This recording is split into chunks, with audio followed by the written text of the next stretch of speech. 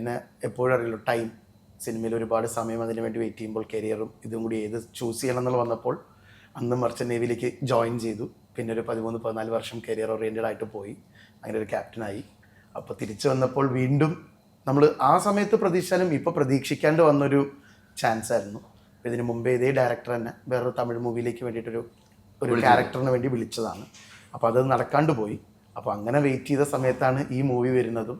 അപ്പോൾ അതിൻ്റെ അകത്ത് അവർക്കൊരു പുതുമുഖം തന്നെ ആ ഒരു റോളിലേക്ക് കയറണം എന്നുള്ളൊരു ആഗ്രഹം പറഞ്ഞപ്പോൾ അങ്ങനെ കറക്റ്റായി വന്നു. 12ാം ക്ലാസ്സിൽ പഠിക്കുമ്പോൾ സിനിമയിലുള്ള ഒരു മോഹം, പിന്നീട് മർച്ചൻ്റ് നേവി പോയി 13 വർഷം. അതെ, 13 വർഷം യാത്ര.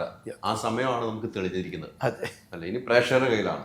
പക്ഷെ ഈ ലുക്കും ഭാവമൊക്കെ കണ്ടിട്ടേ ഇദ്ദേഹത്തിന് സാധാരണ ടിനി ഒരാളെ കണ്ടു തന്നെ പറയാണ്ട് ലുക്കും ഭാവം. ടിനി എന്താണ് പറയുക? നല്ല ഐശ്വര്യമുള്ളൊരു മുഖമാണ്. ഞങ്ങളുടെ കമലഹാസൻ എന്ന് പറയുന്നത്. അല്ല, ക്യാപ്റ്റൻ എന്ന് പറയുമ്പോൾ നമുക്ക് വിശ്വസിക്കാൻ പറ്റില്ല, കാരണം ഇത്രയും മുടി നീട്ടി വളർത്തിയ ക്യാപ്റ്റൻ ഉണ്ടാവില്ല. പക്ഷെ അദ്ദേഹം കുറെ നാൾ ഇന്റർവെല്ലിൽ എടുത്ത് അപ്പോൾ വളർത്തിയതാണ്.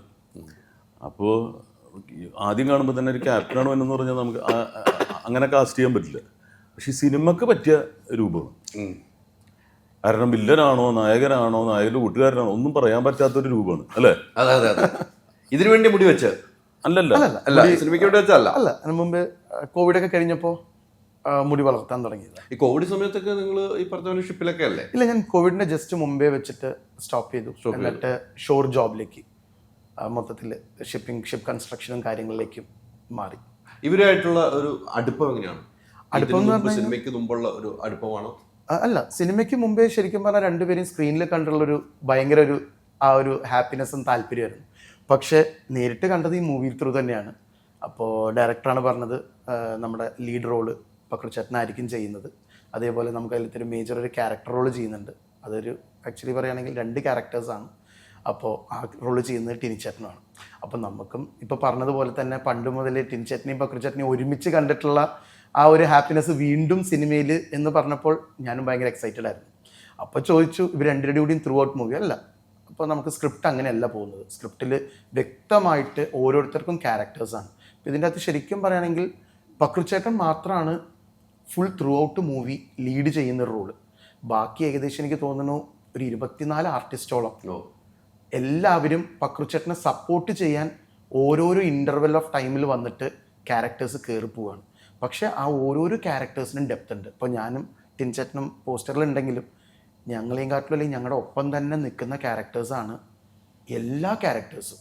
ഇപ്പോൾ പക്രുചേട്ടൻ്റെ അച്ഛനായിട്ട് വരുന്ന രമേശ് ചേട്ടനുണ്ട്. രമേശ് ചേട്ടൻ ശരിക്കും പറഞ്ഞാൽ ആ ക്യാരക്ടർ ത്രൂ ഔട്ട് ചെയ്തുകൊണ്ട് വീട്ടിൽ നോക്കുകയാണെങ്കിൽ പക്രുചേട്ടൻ്റെ കൂടെ ഷാജു ചേട്ടനുണ്ട്, ഷാജു ശ്രീധർ പക്രുചേട്ടൻ്റെ ചേട്ടനായിട്ട് നിൽക്കുന്നുണ്ട്. പിന്നെ പക്രുചേട്ടൻ്റെ ഫ്രണ്ട്സായിട്ട് കളിക്കൂട്ടുകാരനായി നിന്ന് കൂടെ ത്രൂ ഔട്ട് ഡ്രൈവറായിട്ടും എല്ലാമായിട്ടും കൂടെ നിൽക്കുന്നത് നോബി ചേട്ടനാണ്. പിന്നെ ചേട്ടൻ്റെ തന്നെ നാട്ടിലുള്ള കാര്യങ്ങളൊക്കെ നോക്കാൻ വേണ്ടിയിട്ട് ബിനോയ് നമ്പാല എന്നും പറഞ്ഞിട്ടുള്ളൊരു ക്യാരക്ടർ ചെയ്യുന്നുണ്ട്. അവിടെ നിന്ന് നമുക്ക് ഓഫീസിലേക്കൊക്കെ വരികയാണെങ്കിൽ അവിടെ വേറെ ക്യാരക്ടേഴ്സ് സുനിൽ സുഗതുണ്ട്. പിന്നെ അതേപോലെ തന്നെ വിജയ് മേനോൻ സാർ വന്നിട്ട് ഒരു ക്യാരക്ടർ ചെയ്യുന്നുണ്ട്. TG രവിചേട്ടനുണ്ട്, രാജേന്ദ്രനുണ്ട്, ദിനേശ് പണിക്കരുണ്ട്, ബിനു അടിമാലി ഉണ്ട്. ഞാൻ പറയാൻ തുടങ്ങിക്കഴിഞ്ഞാൽ ചിലപ്പോൾ പേരുകൾ വിട്ടുപോകും, കാരണം സീനു സോഹൻലാലേട്ടൻ, ഇടവേള ബാബു ചേട്ടൻ, അങ്ങനെ ഒരു നീണ്ട നിരയാണ്. അപ്പോൾ എനിക്ക് എന്ന് പറയുമ്പോൾ സെറ്റിൽ ഇത്രയും പേരെയും ബിഗ് സ്ക്രീനിൽ കണ്ട് പരിചയം മാത്രമല്ല, എനിക്ക് ഓരോരോ ദിവസവും ഈ ക്യാരക്ടേഴ്സിനെ കാണുമ്പോൾ ഞാൻ ആ ഒരു ഹാപ്പിനെസ് എനിക്കത് ആ ഫുൾ സെറ്റ് ത്രൂ ഔട്ട് ഉണ്ടായിരുന്നു. അതായിരുന്നു എൻ്റെ ഏറ്റവും വലിയ അനുഭവം. അൾട്രാ മോഡേൺ കിച്ചൺ ഡിവൈസസ്, ഒരു കിച്ചണിൽ വേണ്ട എല്ലാ ലേറ്റസ്റ്റ് ബ്രാൻഡുകളും ഇവിടെയുണ്ട്. ലോകോത്തര ബ്രാൻഡുകൾ, original products, wide range. MyG future. WhatsApp വഴി ഇംഗ്ലീഷ് പഠിക്കാൻ ഇംഗ്ലീഷ് കഫേ ഉള്ളപ്പോൾ ഇംഗ്ലീഷ് ഒരു വിഷയമേ അല്ല. English cafe, we present you the perfect English.